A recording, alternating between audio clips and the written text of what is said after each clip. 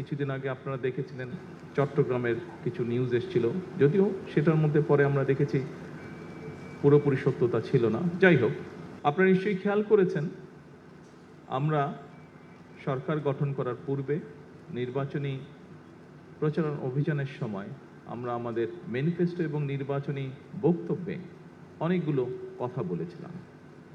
যেমন একটি কথা বলেছিলাম যে সমগ্র বাংলাদেশেই যেই সমস্যাটি আছে, সিলেট সিটি কর্পোরেশন, সিলেট জেলা সহ সিলেট বিভাগেও এই সমস্যাটিতে আছে।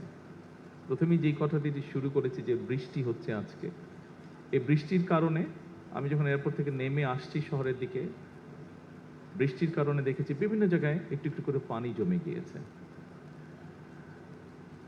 এবং বৃষ্টি যদি আর একটু বেশি হয় হয়তো এরই ভিতরে অনেক জায়গা আছে যেখানে কিছু জলাবদ্ধতাও তৈরি হয়েছে। এরই ভিতরে আমরা দেখেছি পাহাড়ি ঢল, অতিবৃষ্টি সবকিছু মিলিয়ে সুনামগঞ্জ এলাকার বিরাট একটি অংশে কৃষকরা বিশেষ করে ক্ষতিগ্রস্ত হয়েছে, তাদের ফসল ক্ষতিগ্রস্ত হয়েছে। সুনামগঞ্জ ছাড়াও আরও যেগুলো হাওর অঞ্চল আছে বাংলাদেশের বিভিন্ন জায়গায়, কিশোরগঞ্জ আছে, নেত্রকোনা আছে, ময়মনসিংহের ওদিকে আছে, এরকম অনেকগুলো জেলায় এরই ভিতরে বিভিন্ন জায়গায় কৃষকরা বিশেষ করে ক্ষতিগ্রস্ত হয়েছে।